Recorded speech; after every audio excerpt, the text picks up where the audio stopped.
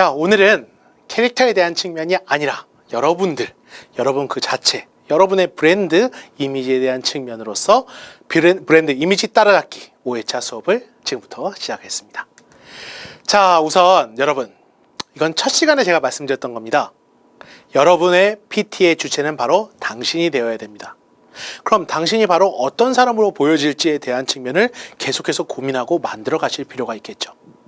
우선 나라는 브랜드에 대해서 여러분이 한번 고민을 하실 필요가 있습니다. 자, 이런 측면은 크게 여러 가지로 구분할 수 있을 텐데요. 크게 두 가지로 구분을 할 수 있겠습니다. 첫 번째는 바로 이미지 메이킹, 여러분이 갖고 있는 그 이미지라는 측면, 그 다음에 전달력이라는 측면입니다. 자, 이미지라는 건 여러 가지 이미지 스타일, 제스처, 시선 처리, 긍정성, 자연스러움 이런 것들을 나타내는 것들인데요. 뭐 솔직히 말씀드리면 여러분 뭐 수업에서 이렇게 말해서 좀 그렇긴 하지만 세상은 불합리합니다. 네. 왜 불합리하냐면 제가 아무리 열심히 강의를 하더라도요. 여러분 뭐 박서준이나 공유가 와서 특강을 하면 여러분 거기 가서 그걸 들으시겠죠. 네, 세상은 불공평해요. 어쩔 수 없습니다. 야, 그럼 어쩔 수 없잖아요. 제가 다시 태어나도 그렇게 태어나지는 못할 겁니다. 그럼 어떻게 해야겠습니까? 지금 할 수 있는 입장에서 최선으로 내가 어떻게 내 이미지를 만들 수 있을 건가? 그걸 고민해야겠죠. 네, 지금 입장에서 어떻게 하면 더 당신에게 기억되고 좋은 방향의 이미지를 만들 수 있을까? 그걸 여러분이 저와 같이 지금부터 생각해 보도록 하겠습니다. 자, 원래 발표자의 이미지부터 한번 가볼게요. 발표자의 이미지. 이 측면은 누가 봐도 호감이라든가 좋은 이미지를 말하는 것입니다. 대표적인 측면이 바로 그 첫 번째 청결함이죠. 청결함. 자, 청결함의 의미라는 건 바로 자기 관리, 호감도 향상, 비호감도 하락을 의미하는 겁니다.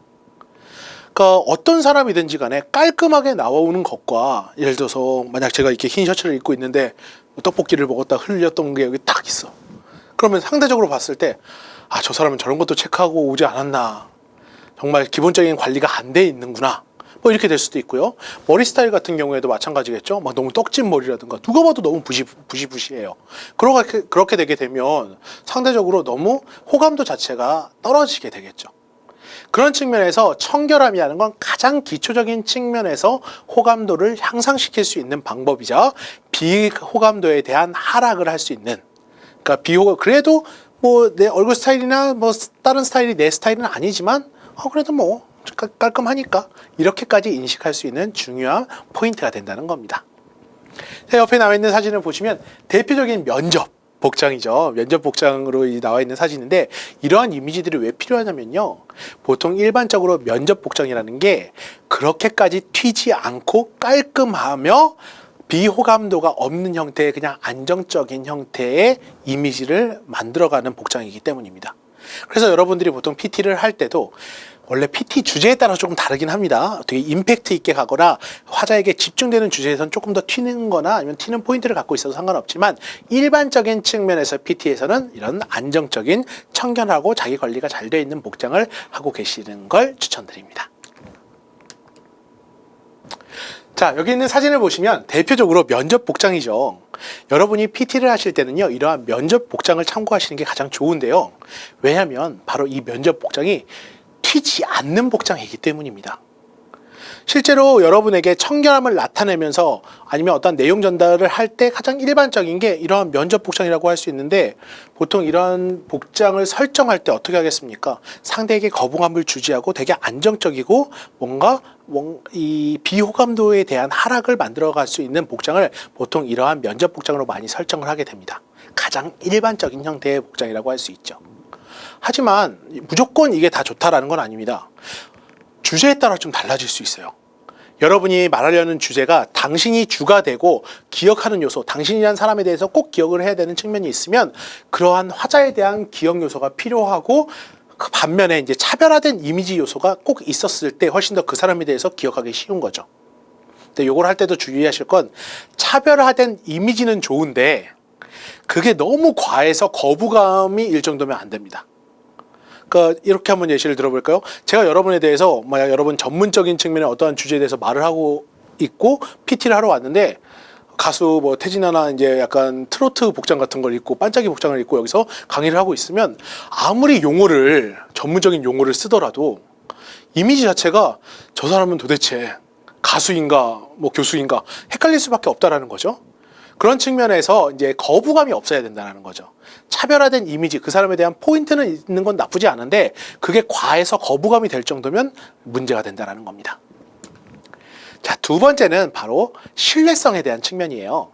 자, 신뢰성이라는 건 바로 전문성, 용어 전문성, 태도 전문성을 의미하는 겁니다. 예를 들어서 의학 자료에 대한 발표를 할 때 양복보다는 의사의 복장을 이렇게 입고 나오시는 게 훨씬 더 그 사람의 복장으로서 전문성이 나타나는 측면이 있으니까요. 특히 주제에 대한 것도 마찬가지입니다. 어떠한 여행을 하거나 주제가 여행이다, 아니면 자기 성찰이다. 우리 첫 번째 시간에 스티브 잡스 기억하시죠? 가장 활동성이 높은 형태의 제품 설명. 그걸 할 때는 어떻게? 주제와 일치되는 복장을 하는 게 좋고요. 의사나 어떠한 전문적인 측면을 할 땐 의사의 복장이라든가 여러분이 어떠한 주제를 함에 있어서 달라질 수 있겠죠. 이렇게 하는 것도 하나의 방법이 되지 않겠습니까? 만약에 뭐 애국심이라든가 독립운동이나 이런 측면을 갖고 할 때는 꼭 한복 입고 나오시는 분들 많잖아요. 그러니까 이런 것들도 하나의 그 주제와 일치된 복장이라고 할 수 있습니다. 근데 이게 신뢰성이라는 건 우리가 4회차에서도 3회차에서도 말씀드렸듯이 복장뿐만 아니라 용어에 대한 전문성이라든가 태도에 대한 전문성이 있었을 때 훨씬 더 플러스가 됩니다. 이 태도에 대한 전문성은 이런 거예요. 여러분, 제가 가장 여러분이 발표를 잘하기 위해서 필요한 게 누구보다 이 주제에 대해서 당신이 최고의 전문가면 잘할 수 있다고 말씀을 드렸어요. 근데 여기서 중요한 건요, 그럼에도 불구하고 상대를 존중해야 된다는 겁니다. 이게 바로 태도 전문성이에요. 만약에 여러분이 어떤 내용을 설명할 때 초등학교 5명 앞에서 이 설명을 할 때 이 친구들의 질문을 하나하나 들어주면서 하나하나 존중해주면서 말하기 쉽지 않습니다. 왜냐하면 내가 이걸 훨씬 더 알고 있고 얘네는 다 모르니까. 하지만 그럼에도 불구하고 실제로 그 차이가 많이 남에도 불구하고 이 사람을 존중해 주셔야 되고 내가 전문가이나 단순히 가르친다가 아니라 같이 공유한다라는 태도를 유지하셔야 훨씬 더 효과적으로 당신의 신뢰성을 전달할 수 있습니다. 자, 세 번째는 바로 긍정성입니다. 자, 어느 발표나 마찬가지로 여러분은 긍정성이 필요해요. 항상 긍정적인 발표자가 되어야 됩니다.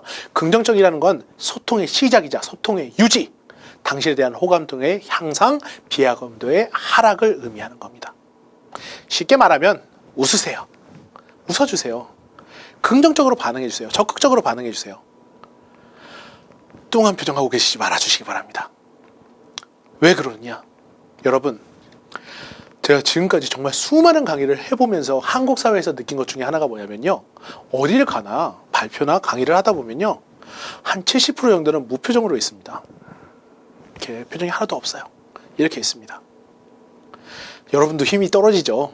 그러면 청자에게 웃음을 유도하기 위해서 가장 필요한 건 당신 자체가 긍정적인 사람으로서 긍정적인 반응을 유도할 필요가 있다는 겁니다.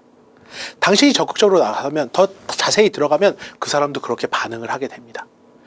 여러분 자체가 되게 뚱해서 혹은 약간 굳어있는 표정으로 그냥 뻔한 게 이걸 읽어가기만 한다, 어떤 내용을 읽어가기만 한다, 이러면 당연히 듣는 사람들도 거기에 대해서 반응을 하지 않을 겁니다.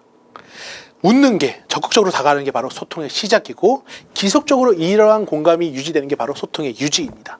그래서 여러분은 긍정적으로 웃고 상대방이 긍정적으로 인식할 수 있는 표정을 만드셔야 될 필요가 있습니다. 자, 그래서 제가 여기서는 정말 실질적인 측면에서 웃는 표정 연습 방법을 알려드릴게요. 자, 여러분 이 화면을 보시는 분들 따라해 보세요. 자, 한번 웃어보시기 바랍니다. 네, 해보신 건가요? 제가 여러분을 직접 보진 못했지만 대략 어떨 거라고 짐작을 할 수 있습니다. 대부분의 한국 사람들에게 웃어보라고 하면, 아, 웃어보라고 했으니까 웃는 표정을 지어야겠다, 입꼬리를 올려야겠다, 이러고 계실 겁니다. 자, 여러분 보시면 아시겠지만 이건 웃는 것도 아니고 우는 것도 아니에요. 약간 입꼬리를 올리는 게 아니라 실제로 광대가 가장 많이 쓰여지는 측면입니다. 많은 학생들이 치열을 보이는 걸 별로 좋아하지 않아요. 입 안을 보이는 걸 별로 좋아하지 않습니다. 자연스러운 미소라는 건요, 우리가 약간 괴리감이 있어요. 실제로 긍정적이라는 건 입이 벌어져야 되고요, 이게 눈이 안 보여야 됩니다. 우리가 흔히 말하는 약간 못생긴 얼굴이 돼야 돼요. 그래야 긍정적으로 웃는 것처럼 느껴집니다. 그런데 뭔가 그렇게 보이긴 싫으니까 약간 이런 식으로 하게 되면 어색하거나 약간 부자연스러운 표정이 나타나게 되죠. 그래서 제가 여러분한테 이제 방법으로서 알려드릴 게 상상력을 발동하는 방법을 알려드릴게요. 이건 제가 써먹어봤는데 정말 좋더라고요. 자, 지금 이 강의를 들으시고 계신 이 시점에서 여러분들의 학생들 학과 사무실에서 전화가 왔습니다. 자, 전화를 딱 받아봤더니 조교님이 이렇게 말씀을 하시더라고요. 이번 학기에 전액 장학금으로 네가 선정이 됐어. 그래서 지금 이번에 등록금이 300만 원이니까 현금으로 줄게. 와서 받아가. 라고 해서 가서 받아왔습니다. 여러분 지금부터 고민을 하시면 됩니다. 이 300만 원을 어디다 쓸까? 이 현금을 갑자기 생긴 이 공돈 300만 원을 어디다 쓸까? 뒤에서 이제 살짝 흔들어 주시면 자연스럽게 웃음이 나옵니다. 네. 혹시나 웃음이 안 나오시면 단위를 올리세요. 네, 300에서 뭐 한 1000단위를 올리시면 자연스럽게 웃음이 나올 가능성이 높아질 겁니다. 그리고 이걸 사진을 찍을 때마다, 셀카를 찍을 때마다 10분 정도씩 연습을 해주시면 훨씬 더 평소에 긍정적이고 자연스러운 표정 연습을 하실 수 있습니다. 이게 바로 여러분에게 현실적인 측면에서 알려드리는 웃는 표정 연습 방법입니다. 자, 다음은 제스처입니다. 제스처라는 건요, 학생들이 가장 많이 묻는 측면이에요. 과거에는요, 이 제스처라는 게 좀 과장돼 있었습니다. 특히 그러니까 웅변식 제스처죠. 이 연사, 뭐 약간 이런 거 있잖아요. 뭔가 이런 것보다 이제 어떤 활동을 할 땐 크고 작고 뭐 이런 것들을 다 표현한다라고 말을 하고 있는데요. 이건 정말 옛날 방식입니다. 그러니까 이런 것들을 다 고려하지 않으셔도 돼요. 과장된 표현으로 본인이 말하는 것에 이제 주장을 보조하는 형태로 가게 됐는데, 과거는 과거일 뿐, 현재는 그럼 어떻게 되느냐? 현재에서는 이렇게 변했습니다. 제스처는 그냥 자연스럽게 하시면 됩니다. 예전에는 이런 것도 있었어요. 뭐냐면 예전에는 절대로 발표자는 뒤를 보면 안 된다는 게 있었습니다. 엉덩이를 보이면 안 된다. 후면을 보면 안 된다. 요새 그런 거 없습니다. 스티브 잡스 그런 거 신경 안 써요. 그냥 앉아서도 하고 다리 꼬고서도 하고 소파에 앉아서도 하고 다 그렇게 합니다. 제일 중요한 건 자연스러움이죠. 자연스러움. 내가 말을 하는 거에 있어서 손의 움직임이라든가 이런 것들이 그냥 고려하지 않아도 자연스럽게 움직일 수 있고, 짝다리를 짚어도 상관없고 뭘 하셔도 상관없습니다. 자연스럽기만 하면 돼요. 그런데 주의하실 건 그럼에도 불구하고 거부감을 주는 제스처들이 있을 수 있습니다. 이런 것들은 주의하셔야 되죠. 제가 조금 전에 짝다리라고 얘기를 했는데 가끔 그런 경우가 있어요. 여러분, 몸의 중심이 두 다리로서 완전히 고정이 되어 있어야지 훨씬 더 안정감과 신뢰감을 줍니다. 반면에 한쪽으로 약간 이렇게 기울이고 있거나 이렇게 되면 당연히 뭔가 휘어진 느낌이 되겠죠. 그러니까 이건 상대방에게 안정성과 신뢰감을 주지 않게 된다는 겁니다. 이런 손의 움직임도 마찬가지예요. 보통 손을 움직일 때는요, 손을 너무 신경을 쓰진 않으셔도 되는데 흥분만 안 하시면 돼요. 그 흥분을 해서 이 손 두 개가 명치 위로 올라오는 순간 문제가 됩니다. 내가 말이야, 이게 하면 지금 여기서 이렇게 움직이게 되면요, 문제가 뭐냐면 시선이 얼굴로 안 가고 이 사람한테 안 가고 손으로 가요, 다. 그렇기 때문에 그런 측면을 좀 주의하실 필요가 있습니다. 안정적으로 하나, 두 개 정도로만 간단하게 손을 움직여 주시는 건 나쁘지 않습니다. 전달에 방해가 되는가 되지 않는가, 이걸 초점으로 해서 그러한 제스처들은 하지 않게, 특히 과장된 뭔가 이런 거 있잖아요. 아니, 한 번 정도씩은 뭐 괜찮을 것 같은데 이걸 너무 남발하시게 되면 문제가 생기게 됩니다. 자, 마지막은 가장 어렵지만 실제로 정말 필요한 요소, 발표자의 발성과 발음입니다. 보통 얘기를 할 때 전달력이라는 측면에서 이 고민을 많이 해요, 학생들이. 어떻게 하면 효과적으로 전달할 것인가, 잘 들리게 전달할 것인가. 그래서 그 측면에서 연습할 수 있는 방안을 제가 한 5개 정도로 알려드리겠습니다. 첫 번째는 이런 겁니다. 안녕하십니까? 제 이름은 최현민입니다. 제가 지금 이렇게 하나의 문장을 말했는데요, 좀 어색한 문장이었죠. 그럼에도 불구하고 이런 연습이 필요합니다. 첫 번째, 중요한 핵심, 가장 전달해야 될 키워드 전에는요, 살짝 멈춰주세요, 여러분. 안녕하십니까? 제 이름은 하고 제가 멈췄죠. 지금 전달해야 될 게 제 이름이니까 멈춘 겁니다. 두 번째는 안녕하십니까? 제 이름은 최현민. 어떻게 했습니까? 한 음절씩 끊어서 얘기를 했습니다. 누가 어색하게 말을 그렇게 해요? 어색한 것보다 전달하는 게 더 중요합니다. 자연스러움을 추구하는 것도 중요하지만 잘 들린 다음에 얘기를 해야 되는 거죠. 근데 여러분들이 보통 빠르게 말을 하다 보면요, 빠르게 말씀을 하시다 보면 이게 그냥 다 흐드러집니다. 발음 자체가 좋은 사람이 그렇게 많지가 않아요. 그렇기 때문에 여러분들이 정말 중요한 그 단어는 딱딱딱 끊어서 얘기해 주시면 전달력을 확실히 높일 수 있습니다. 세 번째는 어미는 확실하고 명확하게. 이게 어떤 거냐면 많은 학생들이 이걸 말한다라는 측면에서 마무리를 날려버리는 경우가 있습니다. 아, 네, 그렇게 생각합니다. 약간 이런 식으로 이게 확 날아간다는 거죠. 제 이름은 최현민입니다. 어떠한 문장을 말할 때 거기서 어미가 명확하게 딱 끝나야 이쪽에서도 명확하게 해석이 시작됩니다. 그런 의미에서 여러분들은 어미를, 특히 어미, 그렇게 생각합니다. 여기에 대해서는 어떻게 생각하시나요? 이렇게 그 어미에 대해서 말을 할 때는 명확하고 정확하게 말씀을 해주실 필요가 있습니다. 네 번째는 생각하시는 것보다 속도를 훨씬 더 천천히 말씀을 해주셔야 됩니다. 아예 그 기준을 말씀드릴게요. 4마디, 그러니까 이걸 멘트로 작성을 했을 때 4마디에서 7마디가 지난 다음에 순표가 있어야 되고요. 또 4마디에서 7마디가 지난 다음에 맞춤표가 있으면 됩니다. 그 정도 속도입니다. 속도 양으로 봤을 땐 1분 10초 정도의 한 500자 정도의 양이라고 보시면 되겠습니다. 생각하시는 것보다 훨씬 더 천천히 말씀을 하셔야 전달력이 높아집니다. 마지막은 이제 입을 크게라고 제가 이렇게 적어놨는데요. 입을 크게. 아까 웃을 때도 나왔지만 우리가 치열이나 여러 가지 표정 때문에 발음을 정확하게 하지 않는 경우가 많습니다. 예전에 여러분 이런 거 많이 들어보시지 않았나요? 발음 연습할 때 볼펜 물고 하라 라는 얘기 많이 들어보셨을 거예요. 근데 막상 해본 분이 느끼시겠지만 볼펜을 물고 말을 하면요, 이런 식으로 발음이 됩니다. 근데 왜 보통 볼펜을 물고 할까요? 자, 생각해 보세요. 원래 정확한 발음을 하기 위해선 각각의 발음에 맞는 입 모양이 있습니다. 이 문장도 마찬가지입니다. 어미는 확실하고 명확하게 라는 이 입 모양이 있습니다. 하지만 이런 측면에서 모든 발음을 이렇게 하다 보면 약간 보기에 거부감이 있을 수도 있기 때문에 안에 볼펜을 물고 한다는 건 말을 할 때 이 설근 있잖아요. 그 안쪽에 있는 근육을 발달시키는 방법이에요. 그래서 바깥쪽에 있는 입술을 크게 움직이지 않아도 정확한 발음을 할 수 있게 연습을 하는 과정입니다. 그래서 예전에는 이런 볼펜을 물고 입을 연습을 하는 방법을 많이 썼는데, 여러분이 처음으로 하셔야 될 부분은 그냥 입을 크게 벌려주세요.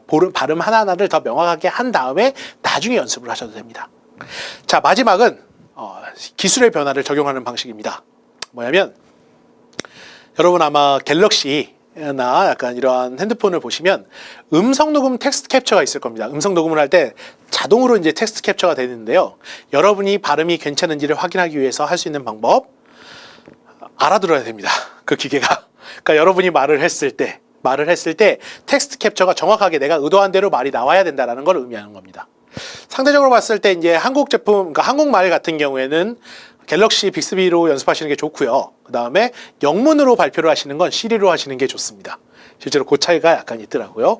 이게 현실적인 측면에서 적용하기 좋은 방식입니다. 자, 마지막은 이제 발표자의 시선입니다. 그러니까 시선을 피하지 말고 솔직하고 신뢰성 있는 시선을 의미하는 거기 때문에 이런 측면에서 상대를 잘 보실 필요가 있겠습니다. 근데 사람에 따라 너무 가까운 대상을 할 때는요, 너무 직접적인 시선을 주는 건 상대방이 좀 부담스러울 수도 있습니다. 그렇기 때문에 이런 것들은 우리나라에서 좀 주의를 하실 필요가 있고요. 그럴 땐 보통 어떻게 하느냐? 바로 인중보기라고 하십니다. 자꾸 이제 헷갈리시는 분이 있는데 미간이 아니에요. 미간이 아니라 인중입니다. 학생들 중에 조금 착각하시는 분들이 있습니다. 미간을 약간 2, 3m 떨어져 있었을 때 미간을 보시게 되면 눈이 약간 깔리면서 들어가기 때문에 시선이 훨씬 더 부드럽게 진행이 됩니다.